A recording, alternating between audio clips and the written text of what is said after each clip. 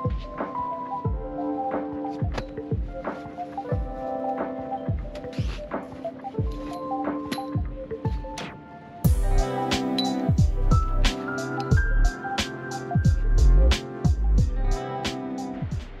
guys, welcome back to my channel. Today we're going to be discussing 5 pros and cons of living and working in Qatar.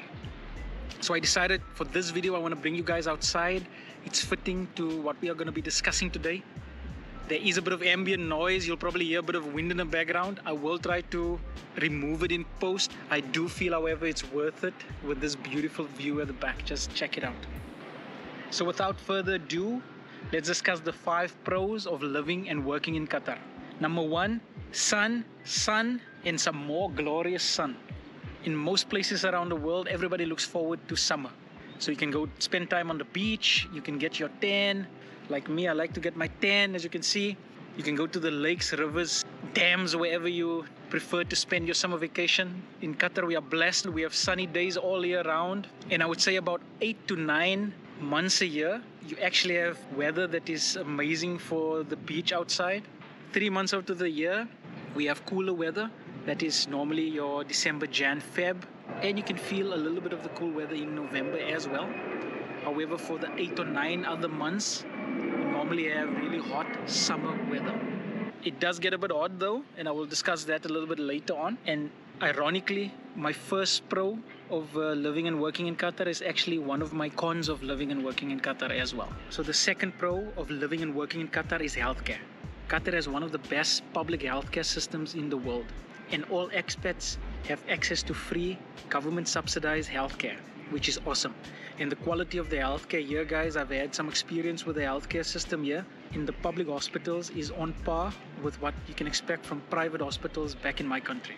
So my wife basically gave birth about 10 months ago in one of the hospitals here. She had a private ward all to herself. She was there for about a day or two, and we only paid 210 riyals. So healthcare is definitely one of the best reasons to come and live and work in Qatar. The third pro of living and working in Qatar, no income tax. Need I say more? Whatever salary is indicated on your agreement when you do sign a contract with a company to come work here in Qatar, at the end of the month you'll be getting that exact amount in your bank account. There is no income tax in Qatar. One of the best reasons to basically work here. I know in many countries, my country included, the government takes a huge chunk of that salary as income tax. So I know for many of you that will probably be the best reason to move to Qatar. The fourth pro of living and working in Qatar is owning a vehicle. I like to use the entry-level Toyota Corolla 2021 model as an example. So in Qatar, that car costs you about 72,000 riyals. That's about 2,800. 769, 800 and 700. Listen properly. That's about 288,697.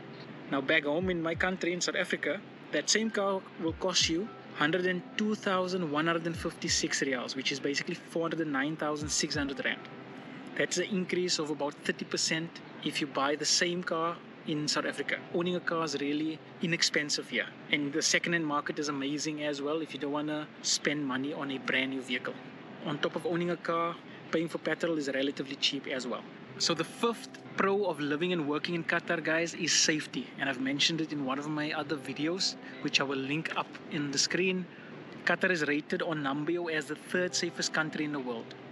When you go outside, you don't need to worry whether it's early in the morning, late at night. It can be pitch black. You don't need to worry if you want to take a walk outside. That's an unrivaled feeling that you can only get when you live in a country that is as safe as Qatar. And I've lived and worked in South Africa, Qatar, Oman, UAE, and Qatar is definitely one of the safest countries that I've been in. Guys, now let's get into the cons. 5 cons of living and working in Qatar. The first con, ironically, as I've mentioned before, is connected to a pro as well. And you can't have too much of a good thing. And in this case, sun. I mentioned that 9 to 8 months of the year, you basically have beach weather. That is a few months more than most countries that usually have 3 months of summer. Well, in Qatar, out of that 8 to 9 months of amazing beach weather, about 3 to 4 months is extremely hot. On the 25th of May of this year, in the Abu Samra region, we had a record temperature of about 48.1 degrees Celsius. Now, not every day obviously is as hot as that. So in the peak of summer, it averages about 40 degrees. So your hottest months in Qatar is June, July, and August. May is really hot as well. Now again, for many people, that will not be a con. However, if you consider that going outside and it's about 40 degrees to 42, 43 degrees, that is insanely hot. So most people actually prefer not to go out in the sun between 9 a.m. and 3 p.m. during the day.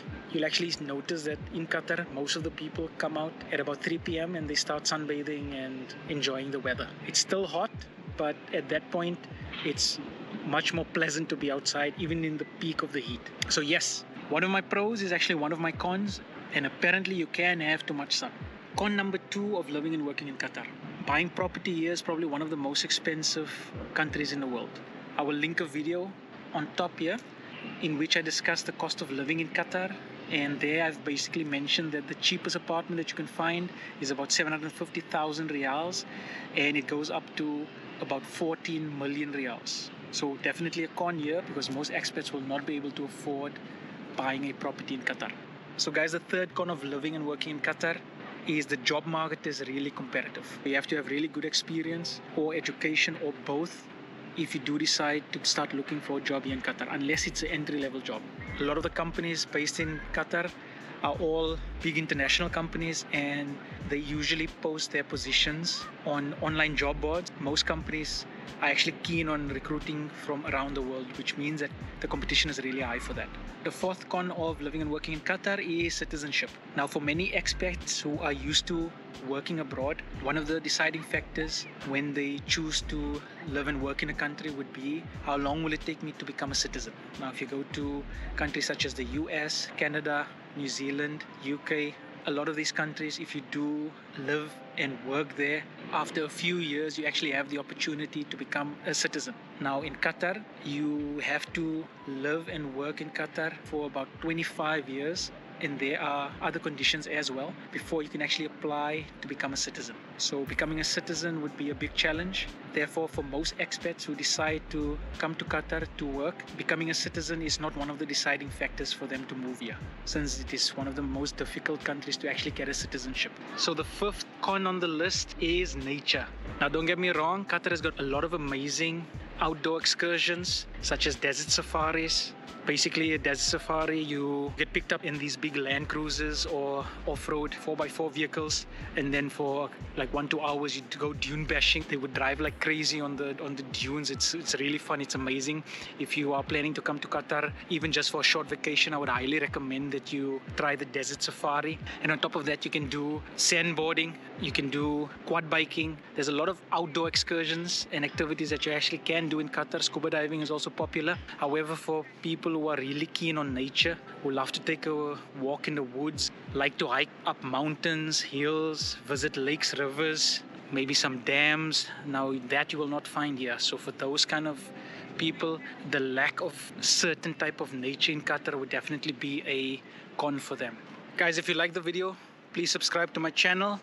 And if you want to check out the cost of living in Qatar in 2021, I will link it up on the screen.